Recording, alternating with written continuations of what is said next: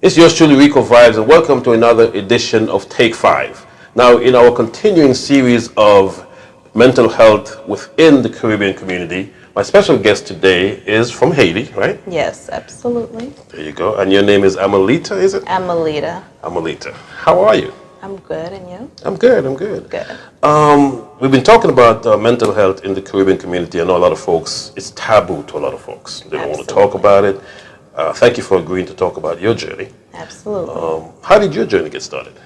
Well, my journey got started with, I would say about 3 years ago, with when I really experienced depression, heavy, like with the loss of my son.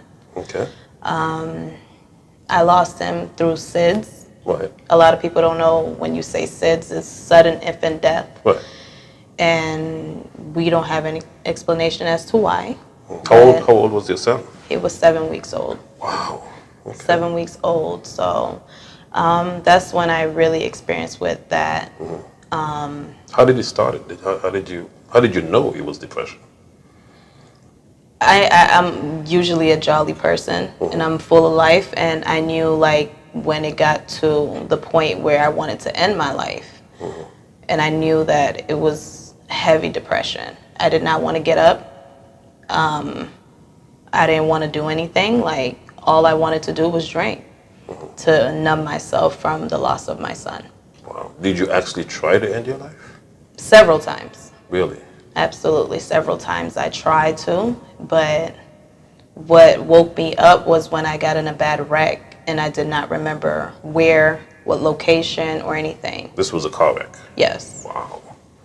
Wow. So when you woke up, did you realize, okay, maybe I need to go a different route? Absolutely, and with just losing my son, I also did have 2 other kids. So I figured, I was like, you know what? I had to really snap myself out of it. Like, there's many other women that been through the same thing I've been, but they just don't speak about it. Did you speak about it to anyone then? Yes, I had family. They tried, but with not trying to understand like the best way to help me, because at that point I did not want to listen to anybody. All you're stuck in your mind. Like I just wanted to just end it. Wow. Did you seek treatment?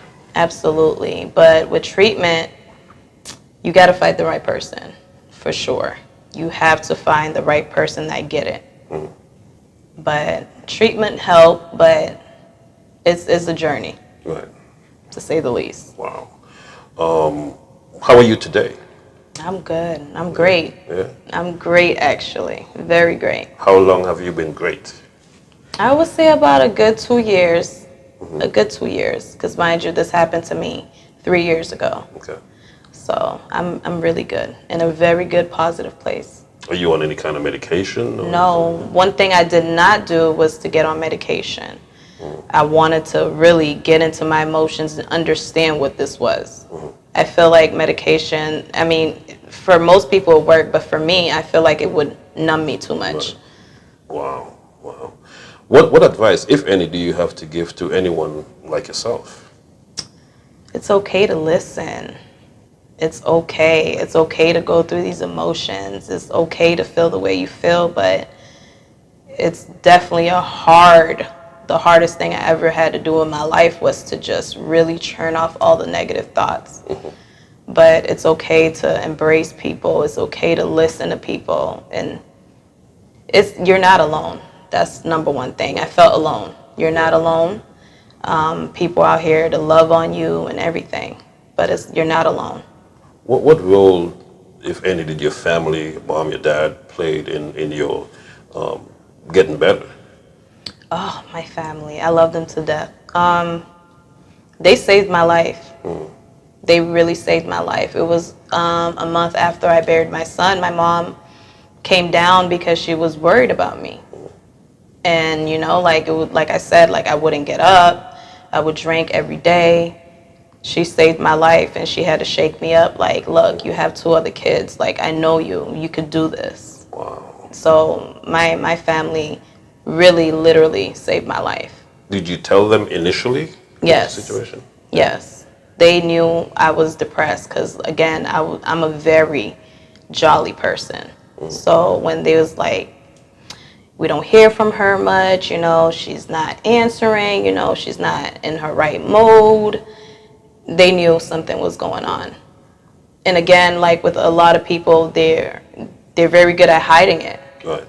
That's the biggest thing in the Caribbean community, because we're very good at hiding it. But I did not want to hide it, because honestly, I wanted the help. I just didn't know it was the right time to get the help. Well, at what point did you seek the help? How many weeks, months after the initial? I would say about a good year. Wow. After my son's passing, I had to tell myself, like, okay, I have a problem. Like, this is more than what it is. I have a problem. Wow. So, yeah. So good thing you wasn't successful at those attempts. Absolutely. It's okay. It's okay to feel the way you feel. Right. Don't beat yourself up. Wow. How did your other kids, you say you have 2 other kids, correct? Yes, 9 and 5. Right. So when you were going through these episodes, how did they know about it, or did they see you going through it? My son at the time was 1, and my daughter was about like 5. I would say for my daughter, it crushed her because I was not present. With my son, I could say like he was 1, but he was very aware because he was there when I was actually trying to perform CPR and everything. So he was very present that day. That's on the 7-week-old. Yes. Wow. So So I don't know. he witnessed the whole thing. He witnessed everything. Wow. Does But he talk about it now? Do you know? you could tell in kids' behavior that they change a little bit, but I thank God he was just only 1. Because if it was my daughter, it probably would have killed her. Gotcha. You know, but it's something that I think about, like, what about the kids and what do they go through? Like, it's not just me going through it. Like, what about my family? They hurt for me too. Like, you think about a lot of stuff when you're past that depression. You don't think about it when you're going through it at all. Did you seek help for them in terms of professional Absolutely. help? Especially in school, like, she had to really just go back to school like everything was okay. I remember one day she told me, Mommy, like, Savior's here, and then he's not here anymore. Like, what happened? And I just did not know how to explain it. Wow. I mean, I was going through it, but as a mom, like, you always trying to make sure your kid's okay. And I would tell her, like, you know, he's in a better place. He's with God playing, or, you know, he's good where he's at. And eventually, the real questions, like, what really happened? Right. You know, but I definitely seek help for my daughter, for sure. Gotcha. In terms of moving forward, are you scared of having more kids because of what happened? Or? Absolutely. Absolutely. I had a little, you know, like, maybe I do want 1 more, but I don't think I'm in a good place, but I don't think like that's on the table anymore. But no, absolutely not. Because of that incident? Yes. With SIDS, like, doctors don't give you an answer. It's just, we don't know. So it's like, what is it? Like, I want to find out what it is. Like, I don't feel like doctors tell you that when you're pregnant. Like, they don't know. So it's a mystery. Wow. Moving forward, what do you want for yourself? Enjoy life. Because I feel like I did not enjoy for those years that I was grieving really bad. You know, I have my on and off days, but it's like when I'm off, I'm okay to just cry about it and not feel suicidal or anything, or call somebody and be like, hey, I'm feeling this way. Like, let's talk about something. You know, like, I'm in a place where I'm comfortable to talk about my son. He was wonderful. He literally was a gift from God to me. Right. So. Okay. Are you willing to speak to other folks out there who may have gone through what you've gone through? Yes. It's not your fault. I blame myself for so many years. Like, why couldn't you save your son? Like, it's not your fault. There's no answer to this. There's still research about SIDS that doctors just don't know where it come from. They just die in their sleep. So it's not your fault.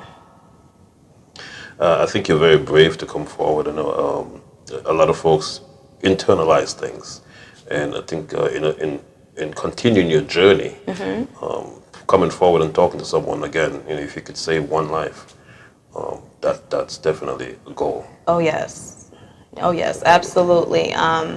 My main goal is like, I really felt like I was the only mother out here that was going through it, and then you find one or two or three and be like, I went through this too. Like it's definitely something in the Caribbean community for real. Like to talk about it. It's okay to talk about the way you feel without feeling weak or you're not strong enough. That's not how we were raised. Or Yeah. I'm all for saving one life. Gotcha. That's enough for me. Gotcha. Folks, once again, it's yours truly, Ricovibes. Take 5. Our special guest today, Amelita. Amelita. I got to get that name correct. Thank you so much, man. You're so brave for coming forward. Thank you so much. I appreciate this interview. I hope I could save a life or two. There you go. Thank you. Thank you. All right. We'll be back with another episode in the continuing series of mental health in the Caribbean community. Thank you. Thoughts of suicide may feel impossible to overcome, but with help and support, you can find hope and meaning. Call the National Suicide Prevention Lifeline at 1-800-273-TALK to speak to a counselor, or visit suicidepreventionlifeline.org. It's free, it's confidential, it's available 24 hours a day, 7 days a week.